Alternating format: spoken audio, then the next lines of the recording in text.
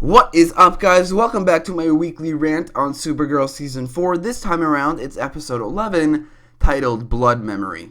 So if you've seen my reviews for this season, you would know that I'm really not liking Nia Nal, aka Dreamer's whole origin story. It's probably the most boring origin story I've ever seen for a superhero, and it's probably also the most boring superpowers for any superhero ever. I mean, no powers is better as a superpower. Like, just being skilled at something, like fighting like Batman or Green Arrow, is a better superpower than Nia's powers, like going out into the field, like way better. And I am not liking this whole origin story. Also, I don't like Nia. It's pretty obvious why they introduced Nia onto the show. It wasn't to introduce a new character. It wasn't to adapt the character from the comics. It was just to have a transgender character on this show, which is a pretty dumb reason to include a character on the show. So I'm not liking that whole thing, and it doesn't help this episode that that whole storyline is the main focus of this episode. But anyway, Kara and Nia go to Nia's hometown where they meet Nia's family, or Kara meets Nia's family for the first time, and right off the bat, they explain this, or they didn't explain this, they address this in this episode, but just because you address it, it doesn't really excuse the fact that it doesn't make any sense.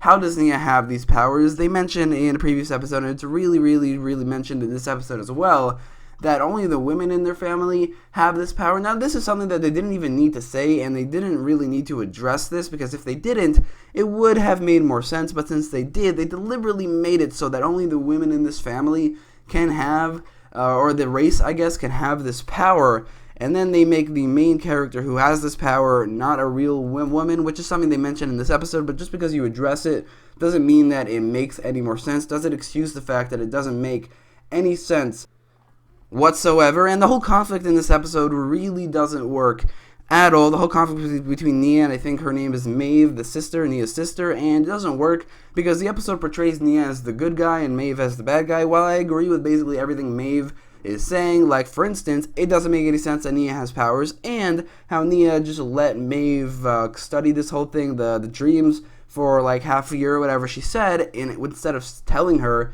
that she will not have these powers. It's just like a dick move on Nia's part, pun intended. And I agree with everything Maeve is saying in this episode, and the episode is portraying her as the bad guy, so it's a bad conflict. I mean, it just doesn't work, at least for me.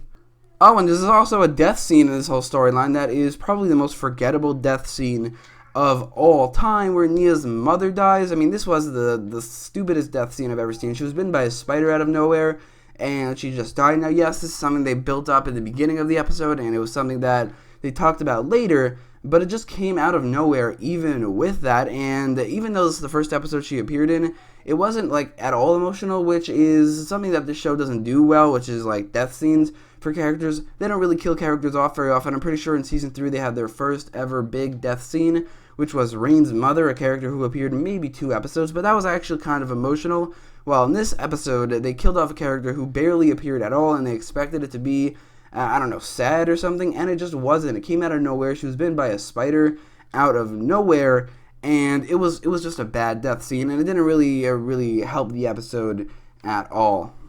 Oh, and also Nia learned Kara's identity at the end of the episode, which I don't know about you guys, but I just don't feel like that's any different from what it was before.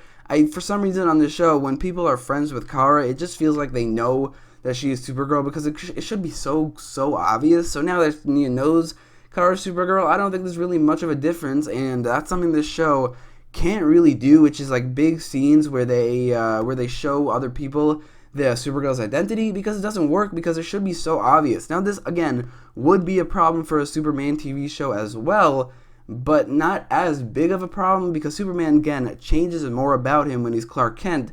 Supergirl, when she's Kara, doesn't change anything except for wears glasses and doesn't wear a skirt and wears pants, and that's really it. And it just should be so obvious that she is Supergirl that when they reveal she's Supergirl to characters, it has absolutely no impact on the show or those characters whatsoever.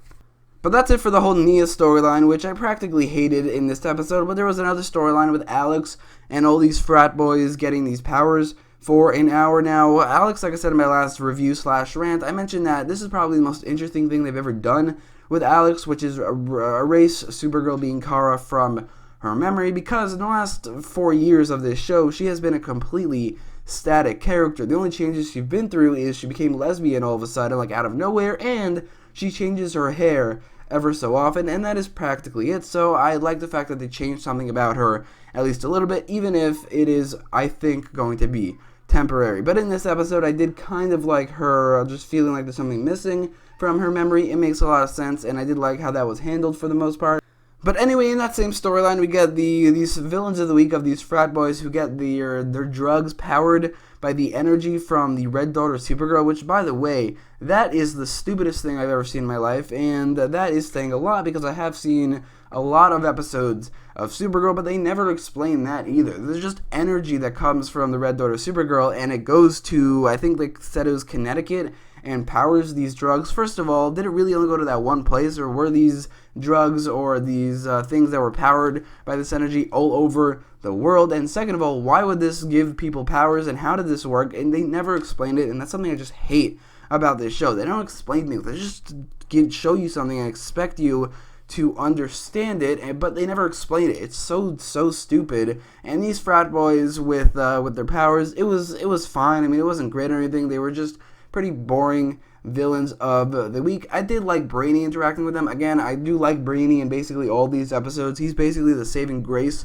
of this show, which Martian Manhunter used to be, but he definitely is not anymore. He never turns into Martian Manhunter. He became a bad character in near the end of Season 3 when he made the DEO stop using lethal weapons in that gun control episode, but right now Brainy is the only saving grace of this entire show, but he is definitely not enough.